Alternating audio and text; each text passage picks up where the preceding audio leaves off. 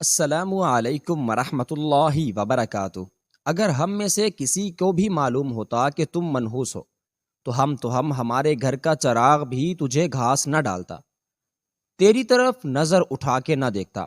پتہ نہیں تو نے ایسا کیوں کیا۔ صبح صبح ہی اماں نے بھابھی کے ساتھ چیخنا چلانا شروع کر دیا تھا۔ بھابھی سے چائے کا کپ گر کر ٹوٹ گیا تھا، جس پر اماں نے ان کو اگلے پچھلے تمام تانے دے ڈالے، یہاں تک کہہ دیا کہ تو یہاں سے نکل جا۔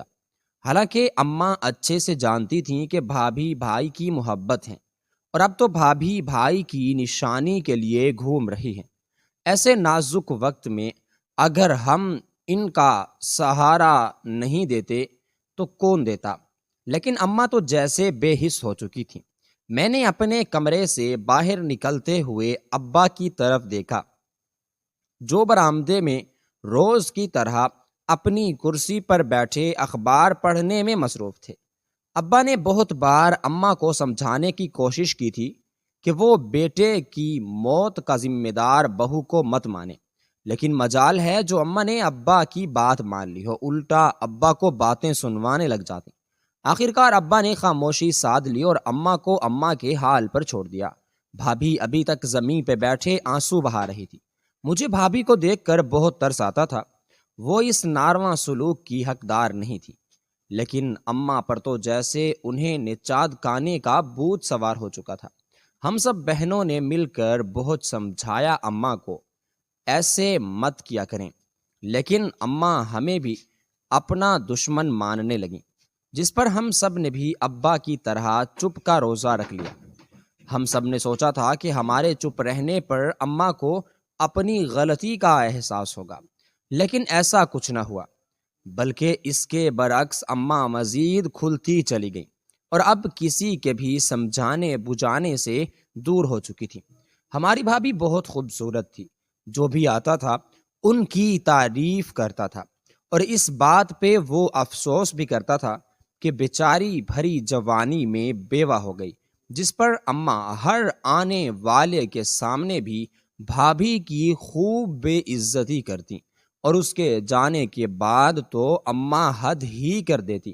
بھابھی حاملہ ٹھیک، اماں اس کا بھی خیال نہ رکھتی تھی، اور جو آتا اتار کر پیٹنے لگ جاتی تھی۔ میں روز اللہ سے دعائیں کرتی کہ اللہ میاں اس کا دل نرم کر دے، کیونکہ وہی اس چیز پر قادر ہے۔ آج اماں نے پھر بھی بھابھی کو سلوتیں سنانا شروع کر دیں، جس پر میں دل محسوس کر رہ گئی۔ نہ جانے کیوں اماں اتنی بے حسی کا مظاہرہ کرتی تھی۔ بھابھی بیچاری کے نصیب خوب پھوٹے تھے۔ وہ یتیم تھی۔ بچپن میں ان کے والدین کو ایک حادثہ پیش آ گیا تھا، جس میں دونوں ہی موقع پر جاں بحق ہو گئے تھے۔ بھابھی کی پرورش ان کی خالہ نے کی تھی۔ خالہ بھابھی سے بہت پیار کرتی تھی، لیکن ان کی خود کی بھی 3 بیٹیاں تھیں، جن کا فرض انہیں ادا کرنا تھا۔ خالہ نے بھابھی کو بہت بار کہا تھا کہ اگر چاہے تو میرے ساتھ گھر آ جائے، لیکن بھابھی نے یہ بات ماننے سے انکار کر دیا اور مسکراتے ہوئے کہا، خالہ میں یہاں بہت خوش ہوں، امی میرا بہت خیال رکھتی ہیں، آپ کو میرے بارے میں فکر مند ہونے کی کوئی ضرورت نہیں ہے۔ جس پر ان کی خالہ نے اطمینان بھرے انداز میں اپنا سر ہلاتے ہوئے کہا، میں دعا کروں گی کہ اللہ تمہیں تمام تکلیفوں سے دور رکھے۔ جب وہ چلی گئیں تو اماں نے اپنا رنگ دکھانا شروع کر دیا۔ میں ابھی تک سمجھ نہیں پائی تھی کہ بھابھی اتنا جھوٹ کیوں بولتی ہیں، جبکہ ان کی خالہ اکثر ان سے کہتی تھیں کہ کوئی بات ہو، کوئی قسم کی پریشانی ہو تو انہیں بتایا کریں، لیکن بھابھی کچھ بھی نہیں بتاتی۔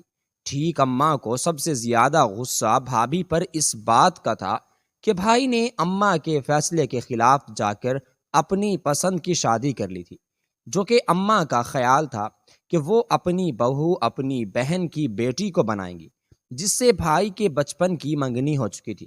لیکن بڑے ہوتے ہی بھائی نے اپنا راستہ تبدیل کر لیا اور سب لوگوں کے سامنے نہایت ہی معتبر طریقے سے اس نے انکار کر دیا، جس پر خالہ کو تو زیادہ اعتراض نہ ہوا، لیکن اماں دل میں بغض پالے بیٹھ گئیں۔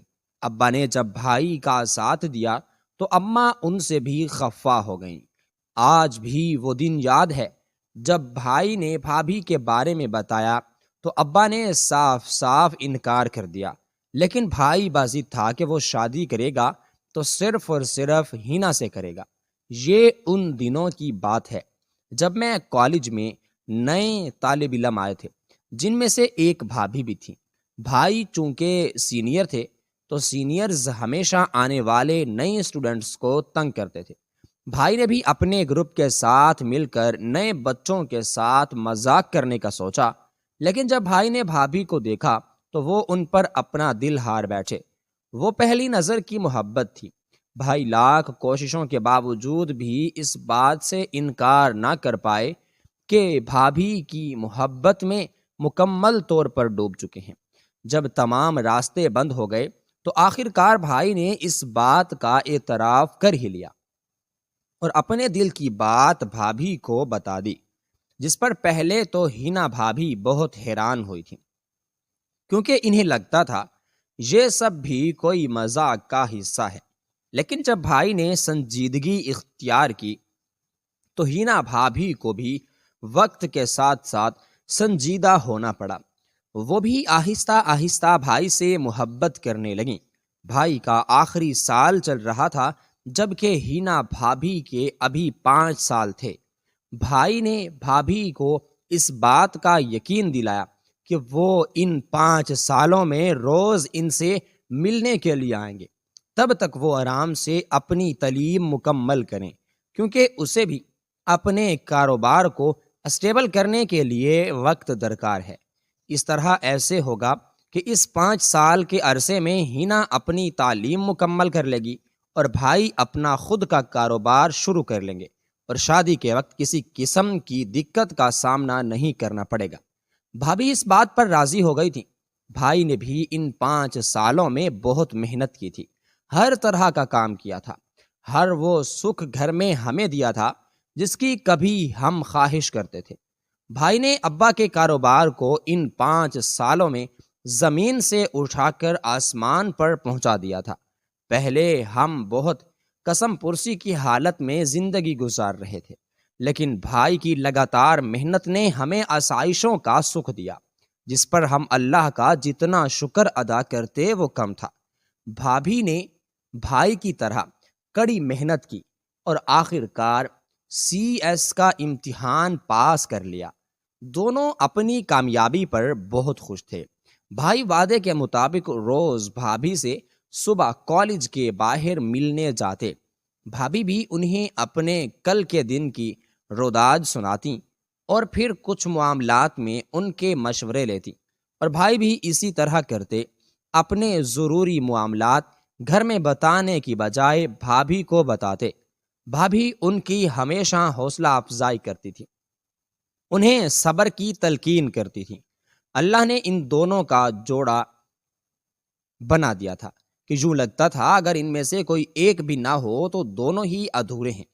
ان کے ادھورے پن کو مکمل کرنے کے لیے ان دونوں کا ہمیشہ ساتھ رہنا بہت ضروری ہے، کیونکہ ہم سب لوگ جانتے تھے کہ پہلے بھائی بہت لاپرواہ تھے۔ وہ دل لگا کر نہ پڑھتے تھے لیکن اچھے نمبروں سے پاس ہو جاتے تھے، لیکن دوسرے کاموں میں بالکل دلچسپی نہیں لیتے تھے۔ اکلوتے ہونے کا وہ فائدہ اٹھاتے تھے اور ہمیشہ ماں کی پناہ میں جا کر چھپ جاتے تھے۔ ابا بھی ان کے لاڈ پیار اٹھاتے تھے، لیکن کبھی کبھی غصے میں جب ابا انہیں سنانے لگتے تو وہ خاموشی سے سنتے اور ہمیشہ کی طرح ایک کان سے سن کر دوسرے کان سے نکال دیتے تھے۔ ابا بہت حیران تھے، بہت پریشان تھے بھائی کو لے کر، لیکن جب سے ہینا بھابھی بھائی کی زندگی میں آئی تھی، بھائی ذمہ دار انسان بن چکے تھے، جس پر ابا بہت خوش تھے۔ انہوں نے اللہ کا لاکھ لاکھ شکر ادا کیا تھا اور اس لڑکی کو بھی دیکھنے کی خواہش جتاتے تھے۔ بھائی سے پوچھتے کہ وہ کون لڑکی ہے جو تمہیں سیدھی راہ پہ لے آئی ہے؟ میں تو بہت بار کوشش کر چکا تھا لیکن تم میری بات نہیں مانتے تھے، جس پر میں کہتا تھا یہ لڑکا ہاتھ سے نکل چکا ہے، یہ نہیں سدھرے گا۔ ابا اکثر اپنے دونوں ہاتھ کھڑے کرتے ماضی کی باتیں دہراتے تھے، جس پر میرے بھائی مسکراتے ہوئے کہتے، ابا آپ جب اس سے ملیں گے نا تو آپ کا دل خوشی سے بھر جائے گا۔ وہ نہ صرف ظاہر سے خوبصورت ہے بلکہ اس کا باطن بھی بہت پاک، صاف اور خوبصورت ہے۔ ابا ہمیشہ حیرت کا اظہار کرتے تھے اور کہتے تھے، میں جانتا ہوں یہ تو تمہارے اندر ہوئی تبدیلیوں سے پتہ چلتا ہے کہ اس بچی کا باطن بھی بہت ہی خوبصورت ہے، لیکن ظاہر کا تو دیکھ کر ہی کہیں گے کہ وہ خوبصورت ہے یا نہیں۔ ابا بھائی کو چھیڑنے کے انداز میں کہتے، جس پر بھائی کہتے، ابا آپ اس کے اسیر ہو جائیں گے، جس پر ابا دل کھول کر ہنستے تھے۔ اس کے برعکس اماں ہمیشہ بھائی کو جلی بھنی سناتی رہتی تھیں۔ ابا جان لاکھ منع کرتے لیکن اماں بھائی کا دل دکھانے سے گریز نہ کرتی تھی۔ بھائی کی عادت تھی وہ ہر بات کو مذاق کر کے ٹال دیتے تھے، لیکن جب بات ان کی حد سے بڑھ جاتی تو وہ چھت پر جا کے بیٹھ جاتے اور اگلے 2 دن تک بالکل خاموش رہتے۔ ان کے موڈ کو اگر کوئی بہتر کر سکتا تھا تو وہ صرف ہینا بھابھی تھی۔ ہم سب بھی اب بھابھی کو لے کر تجسس کا شکار ہو چکے تھے۔ ماں سوائے اماں کے اماں کو ان کا نام ہی زہر لگتا تھا، حالانکہ اماں ان سے ملی نہ تھی۔ میں نہ جانتی تھی کہ یہ کس طرح کا بغض ہے، یہ کس طرح کی بے حسی ہے کہ آپ کسی انسان کو ملے بغیر، اسے جانے بغیر اس سے نفرت کرنے لگ جائیں۔ کبھی کبھی میں اماں کو سمجھانے بیٹھتی تو اماں میری بات سننے کی بجائے الٹا اپنا جوتا اتار لیتی تھی اور میری اچھی خاصی ٹھکائی کر دیتی۔ اسی لیے میں اماں سے دور دور رہتی تھی۔ ہینا بھابھی نے بھائی کو نہ صرف دنیا میں خوش رہنے کا طریقہ سمجھا دیا بلکہ انہوں نے اس کی آخرت کو بھی سنوار دیا تھا۔ بھائی گھر آ کر جب بھابھی کی بات کرتے تو کہتے کہ وہ تو کہتی ہے، تمہیں پتہ ہے محبت اس چیز کا نام نہیں ہے کہ آپ ایک دوسرے کو حاصل کر لیں، بلکہ محبت تو اس جذبے کا نام ہے کہ آپ ایک دوسرے کے لیے بھلائی مانگیں، ایک دوسرے کی غلطیوں کو دور کریں، ان کو ان کے عیبوں سے آشنا کروائیں اور ان کی اصلاح کریں، تاکہ وہ انسان جس سے آپ محبت کرتے ہیں وہ ایک بہترین انسان بننے کی کوشش ضرور کرے، تاکہ دنیا اور آخرت میں عزت کے مقام حاصل کر سکے۔ بھائی ان کا ذکر اتنی محبت اور اتنی عقیدت سے کرتے تھے جس پر گمان ہونے لگتا تھا کہ وہ بہت معتبر انسان ہیں۔ اس سال رمضان کے بعد ابا سے بھائی نے بات کی کہ وہ ہینا کے گھر رشتہ لے کر جائیں اور ان کی خالہ کو اس رشتے کے لیے راضی کریں۔ بھائی نے یہ تمام کام ابا پہ چھوڑے۔ ابا نے اس کی حامی بھری اور اگلے دن ہی مٹھائی کا ٹوکرا لے کر اکیلے ہی ہینا کے گھر پہنچ گئے۔ بھائی نے اماں سے بہت التجائیں کی لیکن اماں ٹس سے مس نہ ہوئی۔ بھائی نے بھابھی کو پہلے ہی بتا دیا تھا کہ ان کی اماں اس رشتے کے خلاف ہیں، لہٰذا وہ اس بات کو دل پہ نہ لیں۔ ہینا بھابھی نے بھی اپنی خالہ کو اپنی پسند کے بارے میں آگاہ کر دیا تھا۔ ان کی خالہ جان نے شرط رکھی تھی کہ اگر لڑکا پسند آیا تو شادی کریں گی اور اگر لڑکا پسند نہ آیا تو تم دوبارہ اس بارے میں کبھی بات نہیں کرو گی۔ بھابھی نے بھائی کو تمام صورتحال سے آگاہ کر دیا، جس پر دونوں نے اپنا اپنا فیصلہ اللہ کے سپرد کر دیا تھا۔ اللہ نے ایسا کام کیا کہ پہلی بار جاتے ہی ہینا بھابھی کی خالہ نے ابا کا منہ میٹھا کروایا اور رشتہ پکا کر دیا۔ بھائی جتنے خوش تھے وہ تو نظر آ رہا تھا، لیکن بھائی سے زیادہ ابا خوش تھے اور کہتے تھے طاہر ٹھیک کہتا ہے کہ وہ لڑکی نہ صرف ظاہر سے خوبصورت ہے بلکہ اس کا باطن بھی بہت خوبصورت ہے۔ اتنی اچھی اور سلجھی ہوئی لڑکی کی میں نے کبھی نہیں دیکھی۔ یقین مانو طاہر تم نے کوئی بہت اچھی نیکی کی ہوگی جسے میرے اللہ نے اتنا پسند کیا کہ تمہیں اتنی پھول سی بچی دے دی۔ اب اس کا خیال رکھنا میرے بیٹے۔ ابا نے گھر آ کر بھائی کو بہت سی ہدایات دیں جس پر بھائی خوشی سے اپنا سر ہاں میں ہلاتے جا رہے تھے اور کہتے جا رہے تھے جی ابا جی، جیسا آپ کہیں۔ اماں نے نہ تو بھائی کو مبارکباد دی تھی اور نہ ہی بھابھی کو دیکھنے کی کوشش کی تھی۔ شادی کے دن جیسے جیسے قریب آ رہے تھے، ابا کا موڈ خراب ہوتا جا رہا تھا۔ شادی کی تیاریوں میں بھی اماں جان نے کوئی ہاتھ نہیں بھٹایا تھا۔ سب کچھ ابا نے، سب بہنوں نے اور بھائی نے کیا تھا۔ ابا نے ایک دو بار اماں سے کہنے کی کوشش کی کہ بیٹے کی خوشی میں شریک ہو جائیں اور پرانی باتیں بھول جائیں، لیکن اماں نے اتنا تماشا کیا جس پر بھائی نے صاف ابا کو منع کر دیا کہ وہ اماں جان سے اس بارے میں بات نہیں کریں گے۔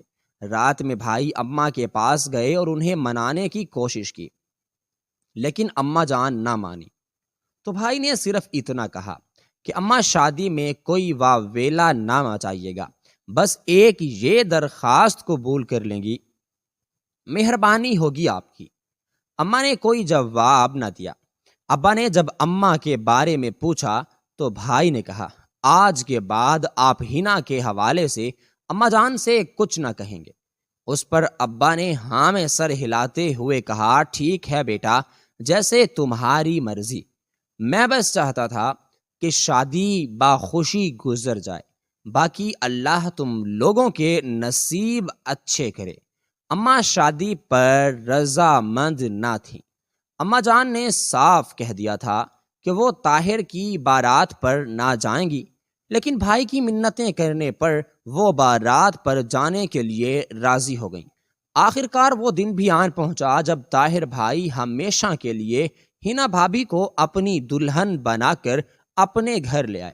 وہ دن نہ صرف طاہر بھائی کے لیے بلکہ ہم سب کے لیے بہت خوشی کا تھا۔ طاہر بھائی کے تو مانو پاؤں زمین پر ہی نہیں ٹک رہے تھے۔ بھابھی بھی بہت خوش تھیں۔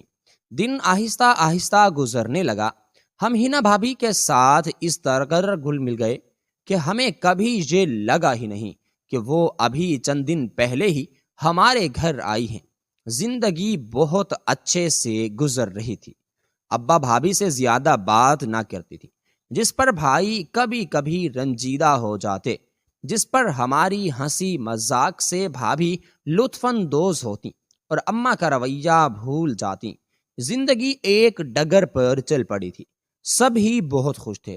رشتہ دار، آس پڑوس کے لوگ، گھر والے سب بھابھی سے راضی تھے، لیکن اماں کو چھوڑ کر انہی دنوں پتہ چلا کہ بھابھی امید سے ہیں۔ یہ سن کر طاہر بھائی تو جیسے ہواؤں میں اڑنے لگے، یوں لگتا تھا جیسے ان کے پر نکل آئے۔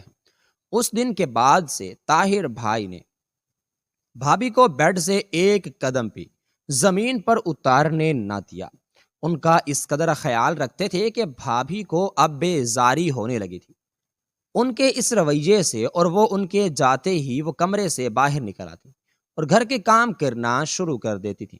لیکن ابا کی ڈانٹ ڈپٹ انہیں اس بات کا احساس دلاتی کہ وہ ہمارے لیے بہت خاص ہیں، جس پر وہ کہتی، بس بابا تھوڑا سا کام کرنے دیں، میں بہت تھک گئی ہوں، آرام کر کے۔ اس پر ابا ان کا ہاتھ پکڑ کر اپنے پاس بٹھا لیتے اور اپنے ماضی کی زندگی کے قصے انہیں سنانے لگتے۔ اس طرح ابا کا بھی دل بہل جاتا اور بھابھی بھی کام سے بچ جاتی۔ لیکن اماں اس سب کو اچھی نگاہوں سے نہیں دیکھتی تھی۔ وہ بھابھی کے لیے دل میں اس قدر بغض رکھتی تھیں کہ ان کا دل چاہتا تھا کہ وہ ان کو گھر سے ہی باہر نکال دیں یا ایسی جگہ کہیں غائب کر دیں جہاں سے وہ کبھی واپس ہی نہ آ سکیں۔ اماں دن بدن اپنی حسد کی آگ میں جلتی جا رہی تھی، اور یہ آگ ایک دن اس قدر پھیل گئی کہ اماں کے اپنے گھر کو ہی تباہ کر گئی۔ اماں کا پیارا بیٹا طاہر ایک دن شہر سے باہر گیا تھا مال سپلائی کرنے۔ راستے میں بارش شروع ہو گئی، لیکن اس کا گھر آنا بے حد ضروری تھا کیونکہ اسے اگلے آرڈر کے لیے بھی جانا تھا۔ اس کی بنا پر اس نے اس بارش کو بھی نظر انداز کیا اور گھر کے راستے پر چل پڑا، لیکن راستے میں اس کی گاڑی خراب ہو گئی اور رات ہونے کی وجہ سے وہ کسی بھی مکینک کو تلاش نہ کر پایا۔ سو پھر اس نے یہ فیصلہ کیا کہ وہ خود ہی گاڑی سے باہر نکلے گا اور اس کو ٹھیک کرے گا۔ سڑک پہ بہت پھسلن ہو چکی تھی، جبکہ بارش مسلسل ہو رہی تھی۔ طاہر بھائی جو ہی باہر نکلے اور گاڑی کو دیکھنے لگے کہ اس میں کیا خرابی پیدا ہوئی ہے، تو اچانک ہی ان کی نظر ٹائر پہ پڑی۔ انہوں نے دیکھا کہ ٹائر پنچر ہو چکا ہے۔ انہوں نے آواز نکالے اور ٹائر تبدیل کرنے لگے۔ وہ ٹائر تبدیل کر رہے تھے جب اچانک ہی طاہر بھائی کا پاؤں پھسلا اور وہ قریب موجود کھائی میں جا گرے۔ انہوں نے ارد گرد ہاتھ مارنے کی بہت کوشش کی، لیکن کہیں پر بھی ان کی گرفت نہ پڑ سکی۔ اگرچہ کھائی بہت زیادہ گہری نہ تھی، لیکن گرتے ہوئے مختلف پتھروں سے سر ٹکرانے کی وجہ سے ان کا بہت سارا خون بھی بہہ چکا تھا، اور ساری رات پھر اسی مقام پر رہنے کی وجہ سے آخر کار وہ دم توڑ گئے۔ صبح ہونے کے بعد جب آ کے مقامی لوگوں نے طاہر بھائی کی گاڑی اور ان کو اس حالت میں پڑے ہوئے دیکھا تو وہیں بلا تاخیر کیے قریبی ہاسپٹل میں لے گئے، جہاں پر پہنچ کر ڈاکٹر نے ان کی موت کی خبر سنا دی اور معاملہ پولیس کے حوالے کر دیا۔ پولیس جب ہمارے گھر طاہر بھائی کی لاش کے ساتھ پہنچی تو ہمارے گھر میں کوہرام مچ گیا۔ ہر کوئی رونے میں مشغول تھا۔ بھابھی تو جیسے سکتے میں آ چکی تھی، وہ بار بار بے ہوش ہو رہی تھی۔ وہ یہ برداشت نہیں کر پا رہی تھی کہ طاہر بھائی ان کو ہمیشہ کے لیے چھوڑ کے چلے گئے ہیں۔ بھابھی نے بچپن سے بہت مشکلات سہی تھی، لیکن اب جب ان کی چمن میں بہار آئی تو وہ بہار بھی دیر پا نہ رہ سکی اور 1.5 سال کے بعد ہی خزاں میں تبدیل ہو گئی۔ اماں بھابھی کو بھائی کی موت کا ذمہ دار سمجھتی تھیں۔ طاہر بھائی کے جانے کے بعد اماں اپنا تمام وعدہ بھلا بیٹھی تھیں اور باتیں جاتے بھابھی کو تکلیف دینے لگی تھی۔ ابا جب ان کے حق میں کھڑے ہوئے تو اماں جان نے ان کا بھی کوئی لحاظ نہ کیا اور ان کی بھی بے عزتی کر دی۔ ہر انسان کو اپنی عزت بہت پیاری ہوتی ہے، اسی لیے ابا جان نے چپ سادھ لی۔ ہم بہنیں بھی اماں کو ان کے غلط رویے کا احساس دلانے کی کوشش کرتے تو وہ ہمارا بھی خیال نہ رکھتی۔ ہم بھی اب خاموش ہونے لگے تھے۔ بھابھی اکثر ہمیں اکیلا مت سمجھتی کہ اماں سے میرے لیے مت لڑا کرو، لیکن ہم لوگ باز نہ آتی۔ ابا نے بھی بہت بار بھابھی کو یہ سمجھانے کی کوشش کی کہ آپ کا خیال رکھنا ہم پر فرض ہے، اب جب کہ وہ اس حالت میں ہیں، لیکن بھابھی نے ہم سب کو طاہر بھائی کا واسطہ دے کر خاموش کروا دیا کہ طاہر بھائی گھر میں تلخی نہیں چاہتے تھے، ہمیں بھی اس بات کا خیال رکھنا چاہیے۔ لیکن آج صبح ہی صبح اماں شروع ہو گئیں۔ پہل تو ہم سب نے اس چیز کو نظر انداز کیا، لیکن جب مجھ سے برداشت نہ ہوا، میں اٹھی اور اماں کے سامنے بھابھی کی ڈھال بن کر کھڑی ہو گئی۔ اماں، یہ کیا روز روز کا تماشا لگا رکھا ہے؟ میں نے بنا لحاظ کیے اماں سے کہنا شروع کیا۔ اس پر اماں نے کہا، اب تو کل کی آئی مجھے سمجھائے گی کہ میں نے کیا تماشا لگایا ہوا ہے؟ جانتی بھی ہے تو اس نے کیا کیا ہے؟ ہاں بتائیے کیا کیا؟ صرف ایک چائے کا کپ ہی تو گر گیا تھا ان سے، جس پر آپ نے اتنا واویلا مچا رکھا ہے، اور ابھی تک آپ اس بات کو تول دے رہی ہیں۔ خوددارا بس کر دیں۔ میں نے اماں کے سامنے ہاتھ جوڑتے ہوئے کہا، گھر کے تمام لوگ ہمارے ارد گرد موجود ہو چکے ہیں، خوددارا غارت کریں، تجھے تو ماں کی نافرمان اولاد ہے، اللہ تجھے کبھی نہ بخشے۔ اماں نے جب دیکھا کہ میں کسی بھی طرح ان کی بات نہیں مانوں گی تو اماں نے مجھے بد دعائیں دینا شروع کر دیا، اور میں نے کہا، ہاں اللہ غارت ہی کرے مجھے، کیونکہ وہ عورت کسی کی بیٹی کے ساتھ اتنا غلط کرتی ہے تو اس کی خود کی بیٹیاں کیسے قائم رہیں گی؟ اس کی خود کی بیٹیاں بھی غارت ہو جائیں گی، در در کی ٹھوکریں کھائیں گی۔ میں نے غصے سے کہا، سن رہے ہو کیا بول رہی ہے؟ اماں نے ابا سے کہا، ہاں سن رہے ہیں ابا، لیکن آپ نہیں سنیں گی۔ یہ سب میں غصے سے پاگل ہو رہی تھی۔ ابا کی آنکھیں نم ہو چکی تھیں اور اماں جان سکتے کے عالم میں مجھے ہی دیکھ رہی تھی۔ آپ جانتی بھی ہیں تو کیا کہہ رہی ہے، کیا بکواس کر رہی ہے؟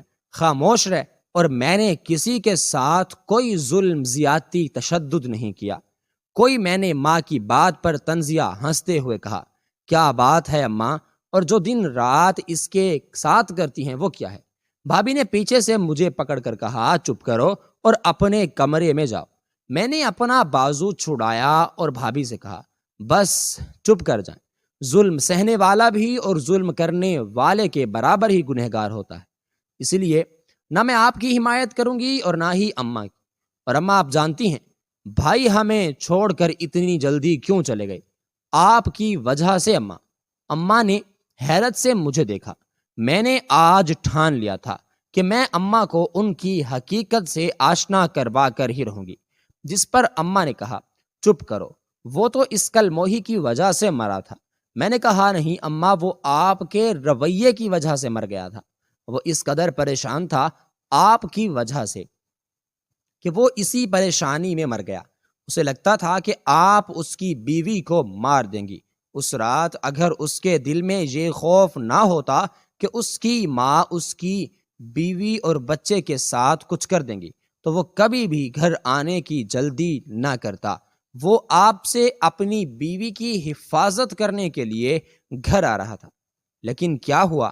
اماں اس کے خوف نے اس کی جان لے لی۔ بھائی کہتا تھا کہ اماں کی خاموشی مجھے ڈراتی ہے، اسی لیے وہ گھر جلدی واپس آ جاتا ہے۔ اماں ایک دم سے خاموش ہو گئی تھی اور میں رونے لگی تھی۔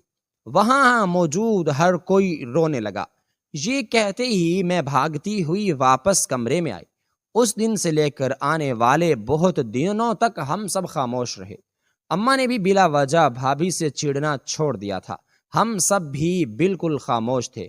ایک دن جب ہم سب رات کا کھانا کھا رہے تھے، اماں نے سب سے پہلے اپنا کھانا کھایا اور بھابھی کے پاس جا کھڑی ہوئی اور اچانک ان کے قدموں میں بیٹھ کر معافی مانگنے لگیں۔ بھابھی یہ سب دیکھ کر بوکھلا کر اٹھ گئیں اور انہیں اپنے پاس سے اٹھانے لگیں۔ لیکن اماں مسلسل یہ کہے جا رہی تھیں کہ میں تمہاری گنہگار ہوں، خوددارا مجھے معاف کر دو۔ میں نہیں جانتی انجانے میں نے کتنا برا گناہ کر دیا، خوددارا مجھے معاف کر دو۔ اماں کے بار بار کہنے پر بھابھی نے اٹھایا اپنا سر اور کہا، اماں یہ سب اللہ کی رضا تھی، اس میں آپ کی اور میری کوئی غلطی نہیں ہے، اور جو ہوا تھا اس سب میں اللہ نے اپنی کوئی حکمت رکھی ہوئی تھی، اسی لیے آپ سب بھول جائیں۔ یہ کہتے ہی بھابھی نے اماں کو اپنے گلے لگا لیا۔ اماں نے بھی بھابھی کے لیے اپنے دل کا دروازہ کھول دیا تھا۔ اس دن کے بعد سے ہم نے گھر میں ایک تبدیلی محسوس کی کہ اب بھاگتی ہوئی واپس کمرے میں آئی۔ اس دن سے لے کر آنے والے بہت دنوں تک ہم سب خاموش رہے۔ اماں نے بھی بلا وجہ بھابھی سے چڑنا چھوڑ دیا تھا۔ ہم سب بھی بالکل خاموش تھے۔ ایک دن جب ہم سب رات کا کھانا کھا رہے تھے، اماں نے سب سے پہلے کھانا کھایا اور بھابھی کے پاس جا کھڑی ہوئی اور اچانک ان کے قدموں میں بیٹھ کر ان سے معافی مانگنے لگی۔ بھابھی یہ سب دیکھ کر بوکھلا کر اٹھ گئیں اور انہیں اپنے پاس سے اٹھانے لگی۔ لیکن اماں مسلسل یہ کہے جا رہی تھی کہ میں تمہاری گناہ گار ہوں، خوددارا مجھے معاف کر دو۔